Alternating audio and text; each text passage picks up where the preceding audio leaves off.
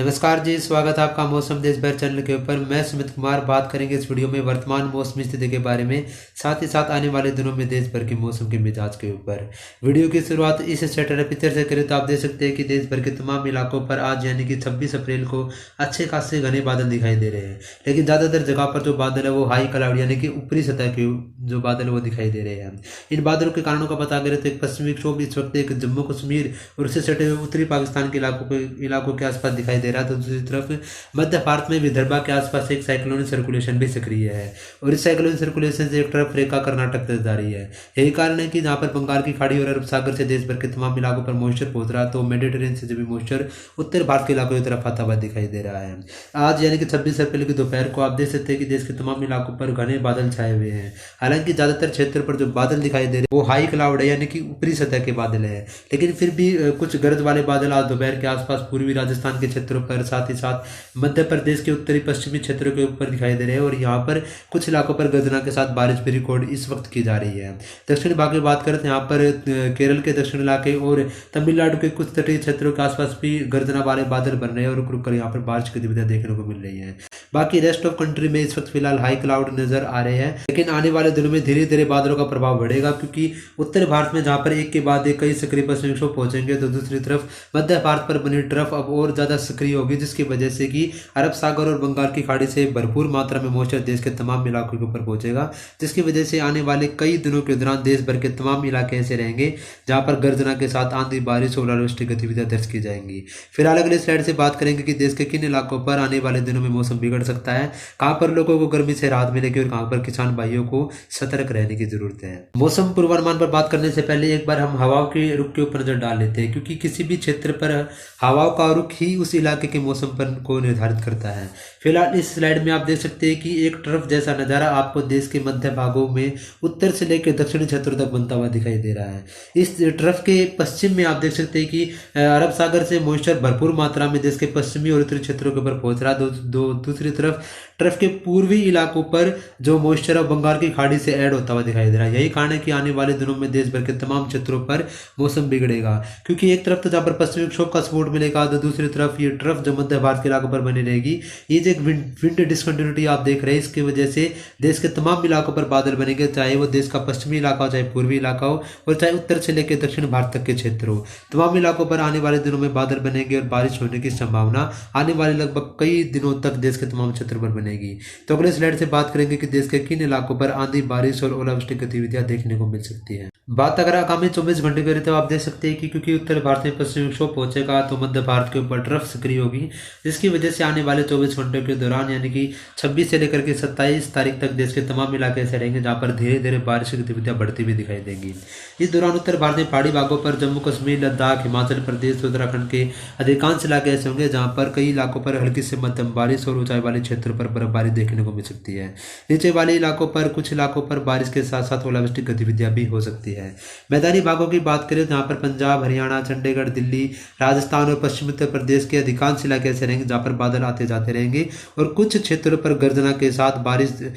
थोड़े समय के लिए रिकॉर्ड की जाती है। कुछ इलाके ऐसे भी हो सकते हैं जहां पर 5-10 मिनट के लिए ओलावृष्टि का स्पेल भी यहाँ पर देखने को मिल सकता है। हालांकि बहुत भारी बारिश की संभावना मैदानी इलाकों में आने वाले लगभग 48 घंटे तक तो दिखाई नहीं दे रही। अगर बात मध्य भारत की करें जहाँ पर गुजरात को छोड़ दे तो राजस्थान के अधिकांश इलाके, मध्य प्रदेश के अधिकांश क्षेत्र, छत्तीसगढ़, उड़ीसा, महाराष्ट्र के ज्यादातर क्षेत्र, यहाँ पर अधिकांश इलाके ऐसे रहेंगे जहाँ पर बादल बनते और बिगड़ते रहेंगे और कई इलाकों पर हल्की से मध्यम बारिश के साथ ओलावृष्टि गतिविधियां तेज आंधी के साथ कुछ क्षेत्रों पर जरूर देखने को मिल सकती है। पूर्वी भारत की बात करें तो यहाँ पर उत्तर प्रदेश का पूर्वी इलाका, साथ ही साथ बिहार और कुछ झारखंड के क्षेत्रों पर गतिविधियां काफी हद तक कम बनी रहेंगी, लेकिन क्योंकि ये जो बादल मध्य भारत के ऊपर बनेंगे, धीरे धीरे पूर्वी भारत के इलाकों पर, पूर्वी उत्तर प्रदेश, बिहार और झारखंड के आसपास तभी पहुंचेंगे, जिसकी वजह से यहाँ पर जो बारिश की गतिविधियां वो बहुत कम रहेंगी, सीमित क्षेत्रों पर इक्का दुक्का जगह पर ही रहेगी। लेकिन क्योंकि बादल पहुंचेंगे तो इससे पर तापमान गिर सकता है, लोगों को गर्मी और लू जैसी स्थितियों से राहत मिल सकती है। फिलहाल दक्षिण भारत की बात करें तो यहाँ पे भी क्योंकि ट्रफ सक्रिय रहेगी, जिसकी वजह से केरल, तमिलनाडु, कर्नाटक के अधिकांश इलाके ऐसे रहेंगे जहां पर आने वाले 2 दिनों के दौरान रुक रुक कर बारिश की गतिविधियां देखने को मिल सकती है। उसके बाद जैसे जैसे हम आगे बढ़ेंगे वैसे 29-30 तारीख के आसपास गतिविधियां देश के ज्यादातर क्षेत्रों पर बढ़ती हुई दिखाई देंगी। देंगी, क्योंकि एक तो पश्चिमी विक्षोभ उत्तर भारत में सक्रिय पहुंच रही है, दूसरी तरफ बंगाल की खाड़ी और अरब सागर से जो मॉइस्चर का जो इनपुट है वो लगातार देश के अंदरूनी इलाकों की तरफ बढ़ता हुआ दिखाई देगा, जिसकी वजह से उत्तर से लेकर के मध्य पूर्वी दक्षिणी भारत के अधिकांश इलाकों पर बादल बनेंगे और प्री मानसून की गतिविधियां देखने को मिलेंगी। अनुमान रहेगा कि लगभग सप्ताह के अंत, इस महीने के अंत तक आते आते 29 और 30 तारीख के आसपास पहाड़ों से लेकर के मैदानी भागों तक बारिश की गतिविधियां बढ़ जाएंगी, जिसके कारण आप देखेंगे कि अधिकांश क्षेत्र बादलों के दायरे में रहेंगे, तापमान गिरेगा, लोगों को गर्मी से राहत मिलेगी। लेकिन क्योंकि बारिश होगी, ओलावृष्टि की गतिविधियां देखने को मिलेंगी, इससे किसान भाइयों को काफी हद तक परेशानियों का सामना आने वाले दिनों में भी करना पड़ सकता है, क्योंकि ज्यादातर क्षेत्र ऐसे जहाँ पर अभी कटाई मड़ाई का काम पूरा हो चुका है और मंडियों में अनाज पहुंच चुका है, जिसकी वजह से अगर बारिश होती है तो कहीं ना कहीं अनाज भीगने का खतरा किसान भाई को बना रहेगा। और कुछ क्षेत्र अभी ऐसे भी बचे हुए जहाँ पर कटाई मड़ाई का काम होना बाकी है। तो फिलहाल किसान भाइयों को थोड़ा सा अलर्ट रहने की जरूरत है। लेकिन महीने के अंत आते आते आप देख सकते हैं कि देश के अधिकांश इलाके ऐसे रहेंगे जहां पर मौसम सक्रिय हो जाएगा और पहाड़ों से लेकर के मैदानी भागों तक, खासतौर से जम्मू कश्मीर, लद्दाख, हिमाचल प्रदेश, पंजाब, हरियाणा, चंडीगढ़, दिल्ली, राजस्थान और उत्तर प्रदेश के ज्यादातर क्षेत्र ऐसे रहेंगे जहां पर बादल पहुंचेंगे और ये बादल जो रहेंगे वो मध्यम से लेकर के लोअर दर्जे के रहेंगे, यानी कि बारिश देने के काबिल रहेंगे। इन बादलों से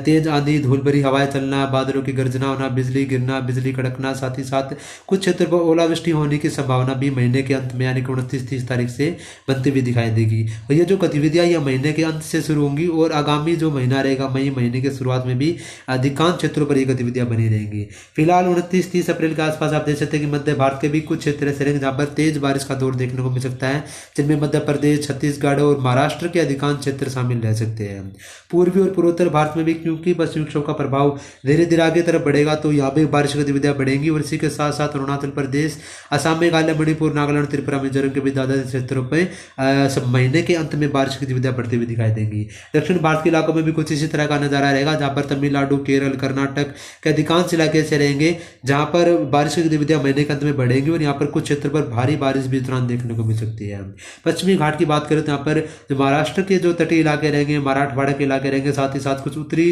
कर्नाटक के क्षेत्र रहेंगे, यहाँ पर बारिश की गतिविधियों में कुछ कमी रहेगी। गुजरात में भी बादल पहुंचेंगे, लेकिन जो बारिश है वो सीमित क्षेत्र पर ही देखने को मिलेगी। अप्रैल नहीं बल्कि मई की शुरुआत भी देश के अधिकांश इलाकों पर अच्छी खासी मौसमी गतिविधियों के साथ होने की संभावनाएं बनती हुई दिखाई दे रही है, क्योंकि जो मॉइस्चर का जो फ्लो रहेगा वो मेडिटेरियन सी से पश्चिमी विक्षोभ के रूप में आता रहेगा। साथ ही साथ बंगाल की खाड़ी, अरब सागर से भी मॉइस्चर देश के अधिकांश इलाकों पर पहुंचा रहेगा और इसी के साथ साथ मध्य भारत पर बनी ट्रफ भी आने वाले दिनों में यानी कि कई दिनों तक सक्रिय बनी रहेगी, जिसकी वजह से मई के शुरुआती 4-5 दिनों के दौरान भी देश के अधिकांश इलाकों पर अच्छी खासी बारिश, आंधी और ओलावृष्टि गतिविधियां देखने को मिल सकती है। फिलहाल मई की शुरुआत में आप देख सकते हैं कि लगभग एक से लेकर के लगभग 2 और 3 मई तक भी देश के जो उत्तरी जो भाग रहेंगे यहाँ पर बारिश की गतिविधियां काफी हद तक बढ़ती हुई दिखाई देगी, क्योंकि यहाँ पर सक्रिय पश्चिमी विक्षोभ पहुंचेगा, जिसकी वजह से जम्मू कश्मीर, लद्दाख, हिमाचल प्रदेश से लेकर के जैसे पंजाब, हरियाणा, दिल्ली और राजस्थान और उत्तर प्रदेश के ज्यादातर क्षेत्र रहेंगे जहां पर गरज वाले बादल बनेंगे और तमाम इलाकों पर तेज बारिश, ओलावृष्टि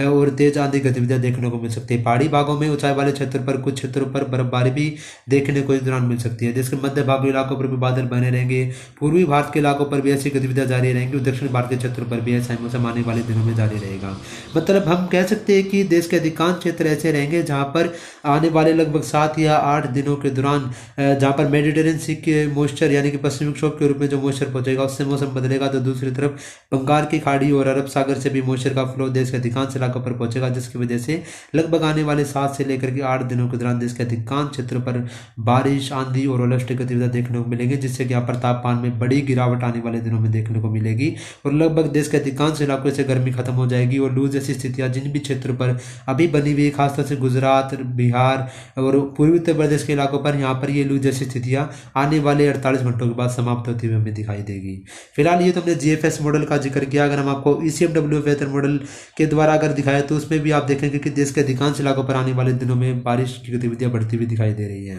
ईसीएमडब्ल्यू वेदर मॉडल के अकॉर्डिंग में अगर हम देखें तो आप देख सकते हैं कि देश के अधिकांश इलाकों पर गर्जना वाले बादल आने वाले 24 से 48 घंटों के दौरान यानी कि 29 तारीख के आसपास बनते हुए दिखाई देंगे, जिसकी वजह से आप देख सकते हैं कि पहाड़ी भागों से लेकर के मैदानी भागों तक और साथ ही साथ मध्य भारत के कुछ क्षेत्रों पर ये बादल विकसित होंगे और ये बादल गरज के साथ बारिश आने वाले 24 से 48 घंटों के दौरान तमाम इलाकों पर देंगे, जिनमें राजस्थान, गुजरात, पंजाब, हरियाणा, दिल्ली, पहाड़ी भागों में जम्मू कश्मीर, लद्दाख, हिमाचल प्रदेश और पूर्वी भारत में भी बिहार, झारखंड, उड़ीसा और दक्षिण भारत में कर्नाटक, केरल, तमिलनाडु के तमाम इलाके ऐसे रहेंगे जहां पर बारिश की गतिविधियां आने वाले लगभग 48 घंटों के दौरान ईसीएमडब्ल्यू वेदर मॉडल के हिसाब से भी दिखाई दे रही है। दूसरी तरफ आप देखेंगे कि लगभग ECMW वेदर मॉडल भी इंडिकेट कर रहा है कि लगभग मई की शुरुआती दिनों में भी, क्योंकि उत्तर भारत में सक्रिय पश्चिमी विक्षोभ पहुंचेगा, तो बारिश गतिविधियां तमाम क्षेत्र पर बढ़ती हुई दिखाई देंगी, जिसकी वजह से जम्मू कश्मीर, लद्दाख, हिमाचल प्रदेश, उत्तराखंड के तमाम इलाकों पर तेज बारिश के साथ कुछ इलाकों पर भारी बर्फबारी ऊंचाई वाले क्षेत्रों पर देखने को मिल सकती है। मैदानी भागों में पंजाब, हरियाणा, दिल्ली, राजस्थान और उत्तर प्रदेश के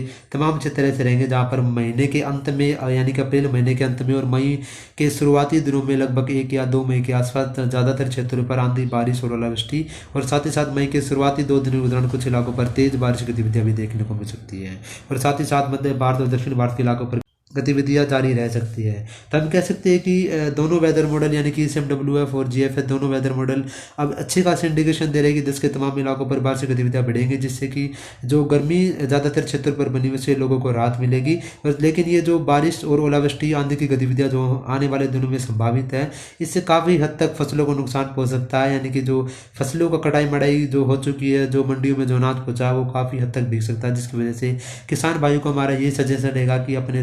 जो मंडियों में गेहूं रखा हो उसको अच्छे से संग्रहित कर ले, ताकि मौसम किसी भी रूप में आपके लिए परेशानी का कारण ना बने। तो इस वीडियो में फिलहाल के लिए इतना ही। अब दीजिए इजाज़त। धन्यवाद।